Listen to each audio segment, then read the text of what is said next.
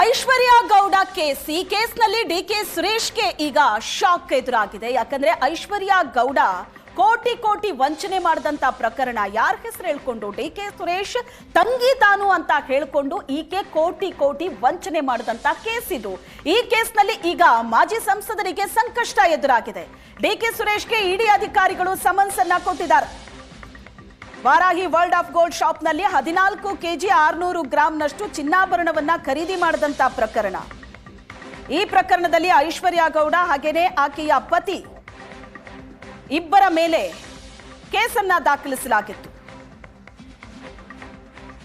ಇಬ್ಬರನ್ನ ಅರೆಸ್ಟ್ ಮಾಡಿದ್ರು. ನೆನಪಿರಬಹುದು, ನಟ ಧರ್ಮೇಂದ್ರ ವಿರುದ್ಧವೂ ಕೂಡ ಕೇಸನ್ನ ಹಾಕಲಾಗಿತ್ತು. ಧರ್ಮೇಂದ್ರ ಡಿಕೆ ಸುರೇಶ್ ವಾಯ್ಸ್ ಅಲ್ಲಿ ಕರೆ ಮಾಡಿದ್ರು ಅಂತ ವನಿತಾ ಐತಾಳ್ ಕಂಪ್ಲೇಂಟ್ ಅನ್ನ ಕೊಟ್ಟಿದ್ರು.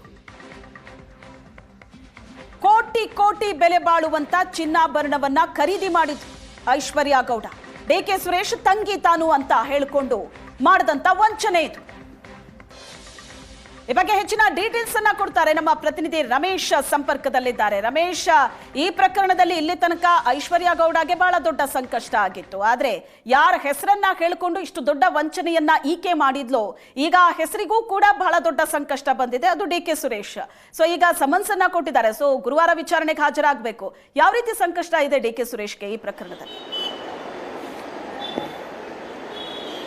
ಖಂಡಿತ ಶ್ವೇತಾ, ಅಂದರೆ ಐಶ್ವರ್ಯ ಗೌಡ ಪ್ರಕರಣ ಬೆಳಕಿಗೆ ಬಂದದ್ದೇ ಡಿ.ಕೆ. ಸುರೇಶ್ ಅವರ ಸಹೋದರಿ ಅಂತ ಹೇಳಿಕೊಂಡು ಹಲವರಿಗೆ ವಂಚನೆಯನ್ನು ಮಾಡಿದ್ದಾಳೆ ಅನ್ನುವಂಥದ್ದು. ಅಂದರೆ ಅದರಲ್ಲಿ ಕೂಡ ಕೋಟಿ ಕೋಟಿ ಹಣವನ್ನು ಪಡೆದು ಚಿನ್ನವನ್ನು ವಾಪಸ್ ಕೊಡ್ತೇನೆ ಅಂತೇಳಿ ಸಾಕಷ್ಟು ಜನರಿಗೆ ಅಲ್ಲಿ ಮಂಜುಳಾ ಪಾಟೀಲ್ ಅನ್ನುವಂಥವ್ರು ಒಂದು ದೂರನ್ನು ಕೊಡ್ತಾರೆ. ಜೊತೆಗೆ ಐತಾಳ್ ಅನ್ನುವಂಥವ್ರು ಒಂದು ವನಿತಾ ಐತಾಳ್ ದೂರನ್ನು ಕೊಡ್ತಾರೆ. ಅದಾದ ನಂತರ ಶಾಸಕ ವಿನಯ್ ಕುಲಕರ್ಣಿ ಜೊತೆಗಿನ ವ್ಯವಹಾರ ಒಂದಷ್ಟು ಬೆಳಕಿಗೆ ಬರ್ತದೆ. ಇದೇ ರೀತಿ ಹಲವರಿಗೆ ವಂಚನೆಯನ್ನು ಮಾಡಿರುವಂಥದ್ದು. ಇದೆಲ್ಲವೂ ಕೂಡ ಒಂದು ರೀತಿ ಡಿ.ಕೆ. ಸುರೇಶ್ ಅವರ ಸಹೋದರಿ ನಾನು ಅನ್ನುವಂಥದ್ದು. ಅಂದ್ರೆ ಒಂದು ಕಡೆ ಅಧಿಕಾರದಲ್ಲಿದ್ದಂಥ ಸಂದರ್ಭದಲ್ಲಿ ಡಿ.ಕೆ. ಬ್ರದರ್ಸ್ ಸಾಕಷ್ಟು ಪ್ರಭಾವಿ ಇದ್ದಾರೆ, ಅವರ ಸಹೋದರಿ ಅಂತೇಳಿ ಈ ಒಂದು ರೀತಿ ವಂಚನೆಯನ್ನು ಮಾಡ್ತಾ ಇದ್ರು ಅನ್ನುವಂಥದ್ದು ಕೂಡ ಸ್ಪಷ್ಟವಾಗಿರುವಂಥದ್ದು. ಆ ಸಂಬಂಧಪಟ್ಟಂತೆ ಬೆಂಗಳೂರಿನ ಹಲವೆಡೆ ಎಫ್ಐಆರ್ಗಳು ದಾಖಲಾಗುತ್ತೆ, ತನಿಖೆಯನ್ನು ಮಾಡಲಾಗುತ್ತೆ, ಅರೆಸ್ಟ್ ಮಾಡ್ತಾರೆ. ವಿಚಾರಣೆ ಮಾಡಿದ ನಂತರ ಇಡಿ ಕೂಡ ಎಂಟರ್ ಆಗುತ್ತೆ. ಇಡಿ ಎಂಟರ್ ಆಗಿ ಈ ಒಂದು ಅಂದರೆ ಐಶ್ವರ್ಯ ಗೌಡ ಕೋಟಿ ಕೋಟಿ ವ್ಯವಹಾರವನ್ನು ನಡೆಸಿದ್ದಾರೆ. ಅದರಲ್ಲಿ ಕೂಡ ವಿನಯ್ ಕುಲಕರ್ಣಿ ಜೊತೆ ವ್ಯವಹಾರ ನಡೆಸಿರುವಂಥದ್ದು. ಮತ್ತೆ ಡಿ.ಕೆ. ಸುರೇಶ್ ಅವರ ಹೆಸರು ಹೇಳಿಕೊಂಡು ತನಿಖೆಯನ್ನು ಮಾಡಿ ಅಂದರೆ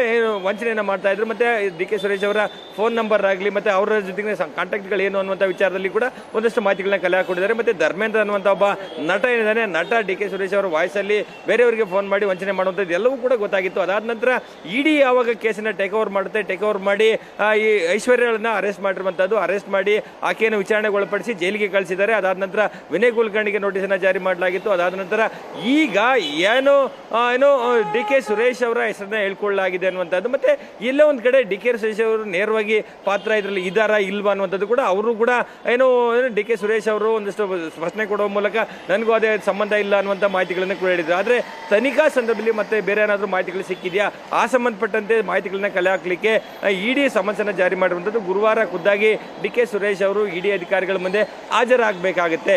ಇಲ್ಲಿಯವರೆಗೆ ಐಶ್ವರ್ಯ ಗೌಡ ವಿಚಾರಣೆ ನಡೆಸಿದಂತಾಗಲಿ ಅಥವಾ ಬೇರೆ ಬೇರೆ ಎವಿಡೆನ್ಸ್ಗಳನ್ನ ಕಲೆಕ್ಟ್ ಮಾಡುವಂಥ ವಿಚಾರದಲ್ಲಿ ಡಿ.ಕೆ. ಸುರೇಶ್ ಅವರಿಗೆ ಏನಾದರೂ ಕನೆಕ್ಟ್ ಆಗುವಂಥ ಸಾಕ್ಷಿಗಳು ಸಿಕ್ಕಿದೆಯಾ, ಆ ಸಂಬಂಧಪಟ್ಟಂತೆ ಕ್ಲಾರಿಫಿಕೇಶನ್ ತೆಗೆದುಕೊಳ್ಬೇಕಾಗುತ್ತೆ. ಇದರಲ್ಲಿ ನೇರವಾಗಿ ಡಿ.ಕೆ. ಸುರೇಶ್ ಅವರು ಅರೆಸ್ಟ್ ಆಗುವಂಥ ಹಂತಕ್ಕೆ ಹೋಗ್ತಾರೆ ಅನ್ನುವಂಥದ್ದಕ್ಕಿಂತ ಅವ್ರನ್ನ ವಿಚಾರಣೆಗೆ ಒಳಪಡಿಸಬೇಕಾಗುತ್ತೆ. ಇಡಿ ಅಧಿಕಾರಿಗಳು ಕೇಳುವಂಥ ಪ್ರಶ್ನೆಗಳಿಗೆ ಉತ್ತರವನ್ನು ಕೊಡಬೇಕಾಗುತ್ತೆ, ಲೆಕ್ಕವನ್ನು ಕೊಡಬೇಕಾಗುತ್ತೆ, ದಾಖಲೆ ಪತ್ರಗಳನ್ನು ಕೊಡಬೇಕಾಗಿರುವಂಥದ್ದು. ಸೊ ಈ ನೆಲೆಯಲ್ಲಿ ಡಿ.ಕೆ. ಸುರೇಶ್ ಅವರು ವಿಚಾರಣೆಗೆ ಗುರುವಾರ ಹಾಜರಾಗಬೇಕಾಗಿರುವಂಥದ್ದು. ಈ ನಿಟ್ಟಿನಲ್ಲಿ ನೋಡ್ತಾ ಹೋದ್ರೆ ಐಶ್ವರ್ಯ ಗೌಡ ತಾನು ಹಲವರಿಗೆ ಚಿನ್ನವನ್ನು ಕೊಡ್ತೇನೆ ಅನ್ನುವಂತ ಹೇಳಿ ಕೋಟಿ ಕೋಟಿ ಹಣವನ್ನು ಪಡ್ಕೊಂಡಿದ್ರು. ಅದರಲ್ಲಿ ಹಲವರ ಜೊತೆ ನೇರವಾಗಿ ಸಂಪರ್ಕ ಹೊಂದಿದ್ರು. ಸಾಕಷ್ಟು ಪ್ರಭಾವಿಗಳ ಹೆಸರುಗಳ ಅಂದ್ರೆ ಅವ್ರ ಸಂಪರ್ಕವನ್ನು ಹೊಂದಿದ್ರು. ಅದರಲ್ಲಿ ವಿನಯ್ ಕುಲಕರ್ಣಿ ಅವರ ಪಾತ್ರ ಇದೆ ಅನ್ನುವಂಥ ನಿಟ್ಟಿನಲ್ಲಿ ಐಶ್ವರ್ಯ ಗೌಡ ಮನೆ ಮೇಲೆ ದಾಳಿ ಮಾಡಿದ್ರಿಂದ ವಿನಯ್ ಕುಲಕರ್ಣಿ ಮನೆ ಮೇಲೆ ದಾಳಿಯನ್ನು ಮಾಡಲಾಗಿದ್ದು, ಸಮನ್ಸನ್ನು ಜಾರಿ ಮಾಡಲಾಗಿತ್ತು.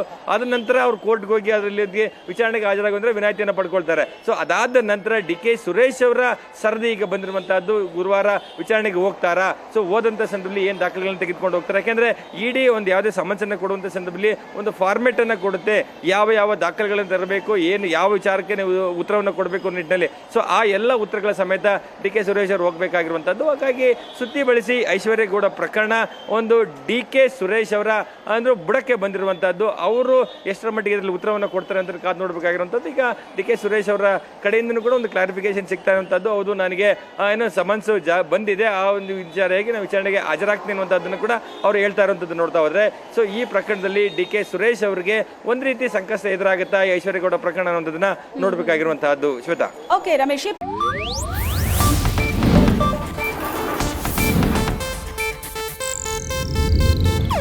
ಇದು ಏಷ್ಯಾನೆಟ್ ನ್ಯೂಸ್ ನೆಟ್ವರ್ಕ್ ಪ್ರಸ್ತುತಿ.